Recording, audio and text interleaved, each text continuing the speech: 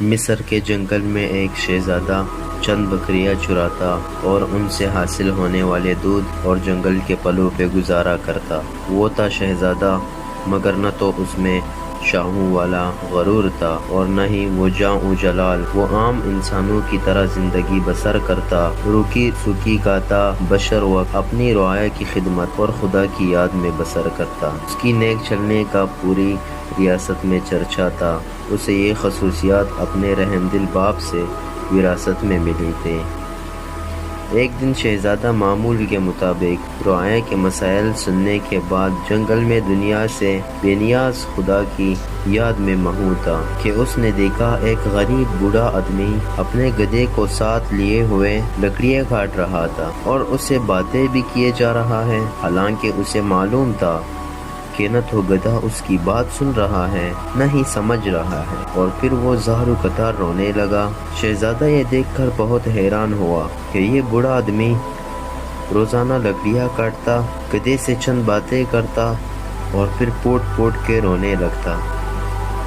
چند روز یہی معاملہ رہا۔ جب رحم دل شہزادے سے اس کا رونا دیکھا نہ گیا اور وہ یہ گتھی سلجھانے میں ناکام رہا تو بالآخر درخت کی اوٹ سے باہر آ گیا اور اس بوڑھے سے پوچھا، تیرے اس طرح کی بلک بلک کر رونے کی وجہ کیا ہے؟ غریب بوڑھا ہمدرد انسان سامنے آ کر شدت سے رونے لگا اور سسکیوں کے ساتھ اپنی بدبختی کی کہانی سنانے لگا۔ میرا ایک بیٹا تھا جسے خدا نے بے تحاشا دولت سے نوازا تھا، ہر طرح کا عیش اسے میسر تھا، مگر اس دولت کا غرور اس کے تن بدن پر اس قدر حاوی ہو چکا تھا کہ اسے اپنی دولت کی سوا کچھ دکھائی نہ دیتا تھا۔ اپنے غریب رشتہ داروں کو دھکے دیتا، انہیں ذلیل و رسوا کرتا۔ پھر اس کی بربادی کا دن آ گیا اور میری دور کی ایک رشتہ دار دوسری ریاست سے میرے گھر سوالی بن کر آئی، یہ سوچ کر کہ مشکل میں اپنے ہی کام آتے ہیں۔ وہ بہت غریب تھی، اس کی بیٹے کی شادی قریب تھی مگر کوئی انتظام نہ ہو پایا۔ اسے کچھ رقم کی ضرورت تھی،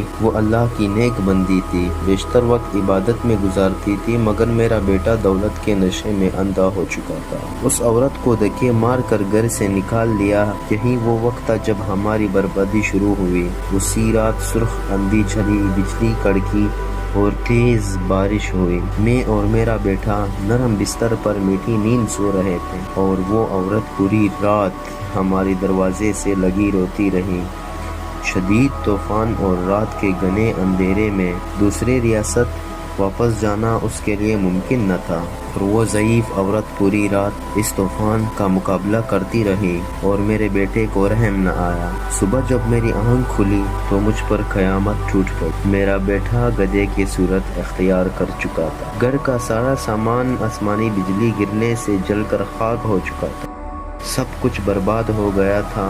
اس سب میں میرا قصور یہ ہے کہ میں نے اپنے بیٹے کو غرور و تکبر کرنے سے نہ روک، برائی کی طرف بڑھتا ہوا اس کا کوئی قدم نہ روک، اور اب یہ علم ہے کہ میں جنگل سے لکڑیاں کاٹتا ہوں اور اپنے ہی بیٹے پہ لاد کر بیچنے چلا جاتا ہوں، اور اسی سے ہم باپ بیٹے کا گزارا چلتا ہے۔ یہ سن کر شہزادے کی آنکھیں نم ہو گئی اور وہ بوڑھا آدمی سے مخاطب ہوا، یہ ضعیف انسان، تو نے بہت ظلم کیا ہے۔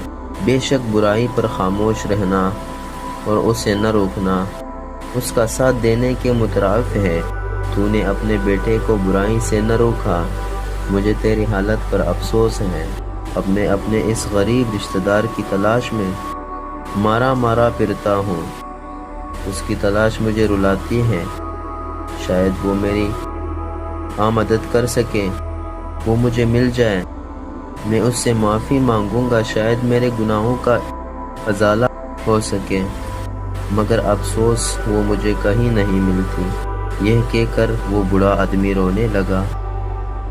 شہزادے نے اس کے آنسو پوچھتے ہوئے کہا، تو اپنے گناہوں کی معافی اللہ سے مانگو، وہ بہت رحم ہے، اگر اس نے تجھے معاف کر دیا تو وہ تجھے اس عورت تک پہنچانے کا کوئی نہ کوئی سبب ضرور بنا دے گا۔ وہ بہت مہربان ہے، اپنے بندوں پر ظلم نہیں کرتا۔ وہ بوڑھا آدمی اسی وقت سجدے میں گر گیا، بلک بلک کر اپنے گناہوں کی معافی مانگنے لگا۔ اچانک دور سے کسی گھوڑے کی ٹافوں کی آواز سنائی دینے لگی۔ ایک خوبصورت شہزادی سفید رنگ کے حسین گھوڑے پر سوار تھی۔ قریب آ کر شہزادے سے مخاطب ہوئی، اے شہزادے، آخر یہ کیا ماجرا ہے؟ شہزادے نے بوڑھے کی رام کہانی شہزادی کو سنا دی۔ شہزادے کی آنکھوں میں آنسو جاری ہو گئے اور وہ گھوڑے سے اتری اور اس بوڑھے آدمی سے کہنے لگی، میں ہی وہ لڑکی ہوں جس کی ماں تیرے در پر سوالی بن کر آتی تھی، مگر اے بدبخت، تیرے مغرور بیٹے نے اس نیک عورت کی زندگی ہی چھین لی۔ ساری رات تیرے دروازے پر تیز بارش میں طوفان کا مقابلہ کرتی رہی کہ شاید تجھے رحم آ جائے۔ بالآخر تیز بارش کی ٹھنڈی بوندوں کو وہ بوڑھی چاند برداشت نہ کر سکی اور وہ دنیا سے چلی گئی۔ جب صبح ہوئی تو رحم دل بادشاہ معمول کے گشت پر تھا۔ اس کا وہاں سے گزر ہوا۔ وہ میری ماں کو جب گھر لایا تو ماں کی لاش دیکھ کر میری پیروں تلے زمین ہی نکل گئی۔ اب میرا سہارا کوئی نہ تھا۔ بادشاہ یہ سب دیکھ کر بہت پریشان ہوا۔ بالآخر اس نے مجھے اپنے ساتھ لے جانے کا فیصلہ کیا۔ کچھ عرصہ میں اس کے محل میں رہی اور اس نے مجھے نیک لڑکی پا کر اپنے بیٹے سے میری شادی کرا دی۔ شاید یہ میری ماں کی دعاؤں کا نتیجہ تھا جس نے میری خاطر اپنی جان قربان کر دی اور اس رب نے مجھ غریب کو فرش سے اٹھا کر عرش پر بٹھا دیا اور اس نیک شہزادے سے میری شادی کرا دی جو اس وقت تیرے سامنے کھڑا ہے، اور تجھے تیری مغرور بیٹے کی کرموں نے عرش سے فرش پر گرا دیا۔